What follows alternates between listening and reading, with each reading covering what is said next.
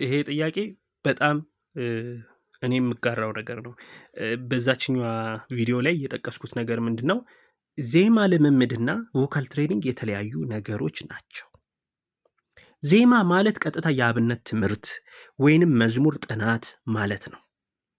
ዜማ ማለት ሁሉንም ሊያካትት ይችላል።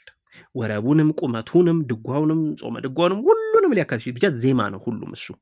ቮካል ትሬኒንግ ግን ወይ ቅኝት መሰረት ያደረገ አንድ ምክንያቱም ኪዎች ላይ ተመርኩዘን ነው ምንጮኸው። ስለዚህ ኪዎችን መሰረት አድርገን ስንጮህ ዞሮ ዞሮ ከቅኝት ቤት ጋር ውህደት ይኖረናል። ግን ቅኝት ላይ ፎከስ አናረግም። ፎከስ አይደለም ቅኝት ላይ የምናረገው። በገና ትምህርት ሲሆን ቮካል ልምምዱና የቅኝት ትምህርቱ ይዋሃዳል። ምክንያቱም የቅኝትም አረዳዱ በዛ ውስጥ መሰልጠን ስላለበት ማለት በሰው አእምሮ ውስጥ በትሌታስ ጀስት ቶክ አባውት ቮካል ትሬኒንግ በዘማሪ ደረጃ ቅኝት ለይቷል ብለን እንጠብቃለን ተማሪው። ከዛ በኋላ የሚኖረው የተማሪው ልምምዶች ምንድን ናቸው?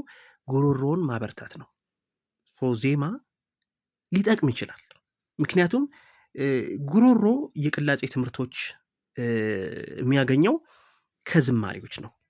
ሰው ዝም ብሎ ተፈላስፎ አይደለም ቮካል ትሬኒንግ መጀመሪያ ላይ ያመጣው፣ ከዜማ ነው ቮካል ትሬኒንግ የተወለደው። ይህንን ማስተዋል አለባችሁ።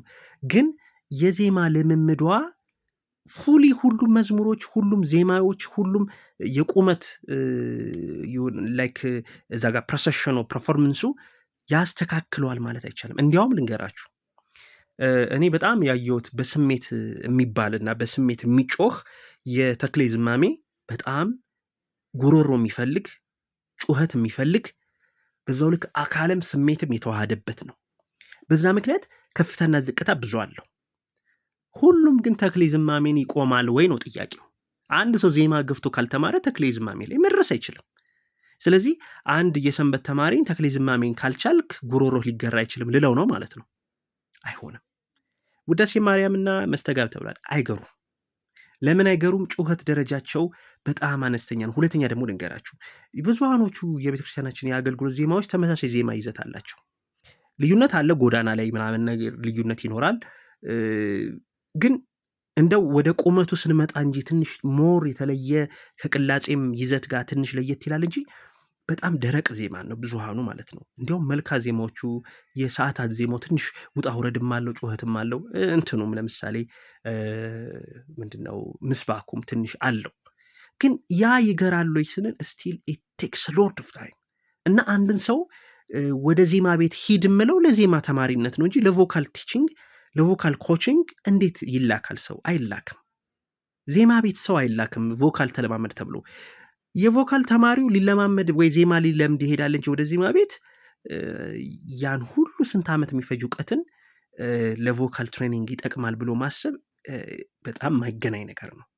ስለዚህ ቮካል ልምምድ ኤክሰርሳይዝ ብቻውን ራሱን ችሎ እንደ ስፖርት የሚቆጠር ነው። ዜማ ደግሞ ራሱን የቻለ ማዕድ ነው። ራሱን የቻለ ማዕድ ነው፣ ምግብ ነው። ሰፊ የሆነ በጣም በጣም ሰው ልጅ እስከፈለገው መማር የሚችለውና ሰው ማማረጥ የሚችለው ነው። ቮካል ትሬኒንግ ግን ማማረጥ አይቻልም። ቮካል ትሬኒንግ ላይ ምርጫ አይፈቀድም። 100% ሀብሎ ይጀምራል፣ ሀብሎ ያልቃል። በእያንዳንዱ የተማሪው አቅምና ችሎታ ደረጃ ከፍታና ዝቅታ ይኖረዋል። በዛው ልክ ውጤቱ ይመዘናል።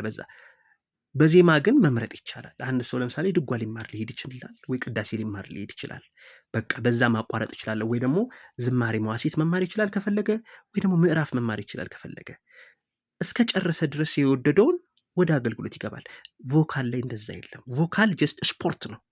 ኢንዱራንሱን ነው፣ የጉሮሮውን የሳምባውን የአየር አተነፋፈሱን ነው የሚፈትነው፣ የድምፁን ደረጃ ነው የሚፈትነው። ሰው በጣም የተለያዩ ጎዳናዎች ናቸው እና ረጅም ዓመት ይወስዳል። እውነትም በዜማ ይገራ ከተባለ አንድ ሰው እውቀትም እንደገናም ደግሞ ትሬኒንግም ብዙ ነው። ያንን መረዳት አለባችሁ።